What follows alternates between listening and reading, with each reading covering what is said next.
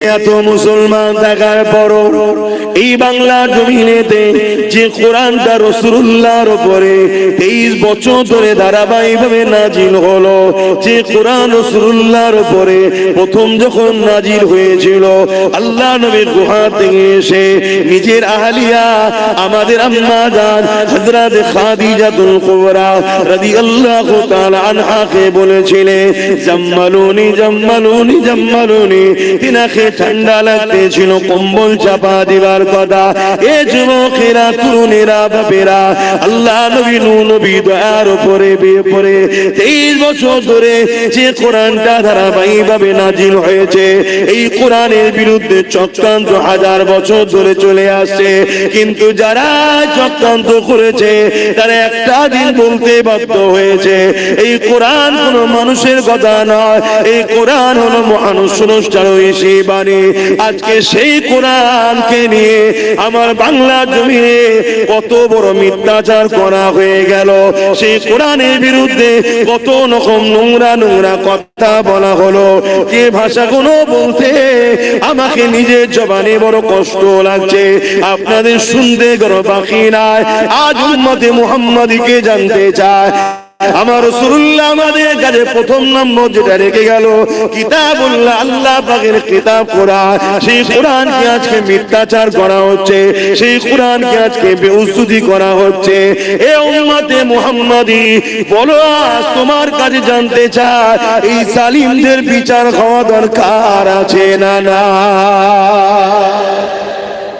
কিন্তু বিচারটা করবে কে?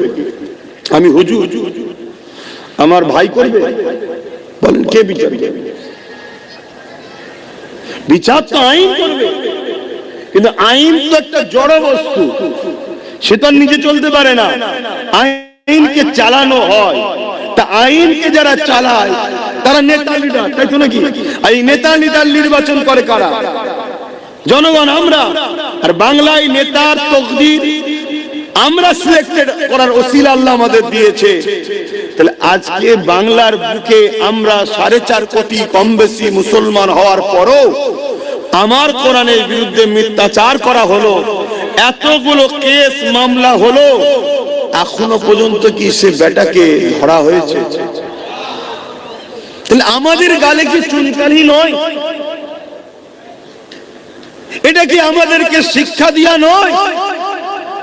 এটা কি আমাদেরকে অপমান অপদস্থ করা নয়? যে তোদের হাইসিয়াত কি আছে রে, তোদের আমি একটু চলতি ভাষায় বলছি, তোদের মুরত কি আছে? তোদের রসুলের উপরে আঘাত দেবো, তোদের আল্লাহর উপরে আঘাত দেবো, তোদের কোরআনের উপরে আঘাত দেবো, তোদের দিনে নাকি রেপ করাটা ভালো কাজ বলবো, তোদের মুরত নেই, আমাদেরকে কিছু করতে পারবি কেন? তোরা হলি ভিখারি, তোদেরকে 500 টাকায় কিনা গোলাম তোরা আমাদের। এটাই বলা হচ্ছে তো নাকি? এই জাতকে জানতে চাইছি, আপনাদের কি আখিরাতে কল্যাণ হবে মনে হয়?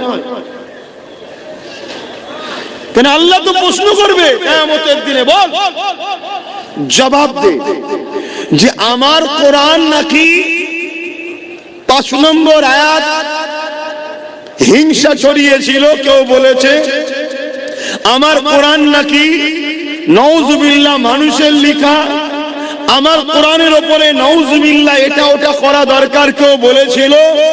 বল আমার কোরআনের জন্য কি করলি? তোরা তো দুনিয়ার স্বার্থে কাউকে এক জায়গায় পৌঁছাবার জন্য তোরা মারপিট করেছিস, খুন করেছিস, যেটা আমার নিষেধ সব করলি। কিন্তু কোরআনের দুশমনরা যাদের শাস্তি পায় তার জন্য তোরা কি করেছিস? বল কি প্রশ্ন করা কি আল্লাহ পাক করবে না করবে না মনে হচ্ছে? তাহলে কি জবাব দেবে? ওয়াজ অনেক হয়েছে ভাই, ওয়াজ করে করে করে করে মানুষের সমাজের হালচাল দেখে আমার এই বয়সেতেই শখ মিটে যাচ্ছে যে আর ওয়াজ করতে ভালো লাগছে না। কিভাবে ওয়াজ করি? যদি টাকা ইনকাম করার শখ থাকে, জলসা করার কোনো প্রয়োজন নেই। বিজনেস করলে অনেক টাকা, আদানি, আম্বানি, রিলায়েন্স, টাটা, এরা কেউ জলসা করে বড় লোক হয়নি, সব বিজনেস করেই হয়েছে। ওজন জলসা করে আমরা আমাদের বাপ চাচাদের ঘরে তো দেখছি যা হাল, জলসা করে করে আমার বাপ চাচাদের ঘরে তো দেখে আসি তাদের হাল কি। রিসেন্ট এই 5-10 বছর হয়তো একটুখানি মানুষের মধ্যে একটা জিনিস হয়েছে, না হুজুরদের একটু মূল্যায়ন করা দরকার, আলেমদের মূল্যায়ন করা দরকার। না হয় আমার তো প্রথম জীবনে দেখা আছে রে বাবা। তবে এইটাও মাফ করবেন, এটাও আব্বাস সিদ্দিকীরই অবদান। এখন তো বিরোধী অনেকে করবে, এটাও আমার অবদান, না হয় সব জানা আছে। তো যাই হোক, সেটাই বলছি। আমার প্রশ্ন আপনাদের কাছে যে আল্লাহ আমাদেরকে তো জিন্দেগি দিল নবীর দিনের পাহারাদার হয়ে, আর রাসূল বললেন এই তিনটে রেখে গেলাম মজবুত করে ধরো। আজকে 4.5 কোটি মুসলমান থাকার পরও, আমাদের ভোটে সরকার গড়ার পরও আমাদের দুশ্মন সরকার বলছে সে তারও দুশ্মন, আমার কোরআনের নামে এত বড় মিথ্যাচার করলো, সংবিধানের 25 নম্বর ধারাকেও লঙ্ঘন করলো, এতগুলো কেস হলো, তারপরও তাকে এখনো ধরা হলো না কেন? কোন একটা জায়গায় আমার বলতে ইচ্ছা করছে আমাদেরই গাফলতি নেই তো, যে সরকার এটা জেনে যায় না তো যে মুসলমানগুলোর কাছে, এদের কাছে কোরআন আগে নয়, রাসূল আগে নয়, আল্লাহ আগে নয়, দ্বীন আগে নয়, এদের কাছে আমি যা বলবো তাই, আমি আগে। আমার ভাড়াটিয়া অনেক মোল্লা মৌলভী সাহেব ছাড়া আছে, তাদের মাধ্যমে কিছু কিছু পাঠিয়ে দেবো, আর ঠিক সময় এলে ভয়টা দেখাবো, এগুলো আমাকে ছাড়া বাঁচার উপায় নেই, এমন কিছু ভাবছে না তো? কি গো, একটু আওয়াজ দেন না। এরকম কিছু ভাবার সুযোগ আমরা করে দিইনি তো? আমার কথা বুঝতে পারছেন? আমি একটু আগে উঠে পড়েছি, আমি তো আরো আগে উঠতাম। কেন এখন নো এন্ট্রি খুলে দিলে ব্রিজের কাজ হচ্ছে, রাস্তা প্রচুর জাম হয়ে যাচ্ছে। আগে আগেই ছেড়ে দেবো আপনাদেরকে, খাওয়া দাওয়া আগে আগেই হয়ে যাবে, চিন্তার কোনো কারণ নেই। আমার বোঝার উদ্দেশ্য এটাই, আল্লাহ তিনি আপনাকেও খাওয়াবে, আমাকেও খাওয়াবে। আমি যদি আল্লাহ বিরোধী হই, নাউজুবিল্লাহ, তার আগে মরণ দিক আল্লাহ। আমি আল্লাহ বিরোধীদের ঘরেও আল্লাহ খাওয়াবে। খাওয়াটা বড় ফ্যাক্ট নয়। যতদিন দুনিয়ায় হায়াত নিয়ে এসেছেন ততদিন থাকবেন, চলে যাবেন একদিন, এ কোনো বড় বিষয় নয়। জি, আমি বুঝতে পারছি আপনি জান, আল্লাহ বড় বিষয় হলো, আমার কথা শুনছেন? আগে বুঝুন, এই কানে হাত দিয়ে শুধু ঘটনা বলেছে কিছু লাভ না। বড় বিষয় হলো আল্লাহ আমাদেরকে যে জন্য পাঠালেন, আমরা সেটা কি করতে পারলাম? কোনটা সত্য, কোনটা অন্যায়, কোনটা নাই, কোনটা মিথ্যা, এটাকে পার্থক্য করার জন্যই তো আল্লাহ পাক কালামুল্লাহ কোরআনকে পাঠিয়েছে। আজকে সেই কোরআনের উপরে যখন আঘাত হয়ে গেছে, এ যুবকেরা, তরুণেরা, বাপেরা, তাহলে আমরা কি করে আর দিনের পক্ষে রইলাম?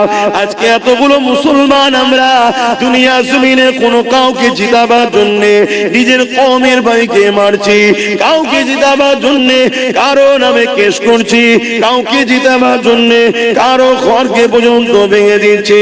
আমরা মুসলমান একে অপরের বিরুদ্ধে লড়তে লেগেছে, দুনিয়ার স্বার্থে, দুনিয়ার কোন দুশ্মনের রাসূলের স্বার্থে, দুনিয়ার জমিনে কোন ইসলামের বিরোধী স্বার্থে আজ আমরা এক কাজ করে বেড়াতে লেগেছি।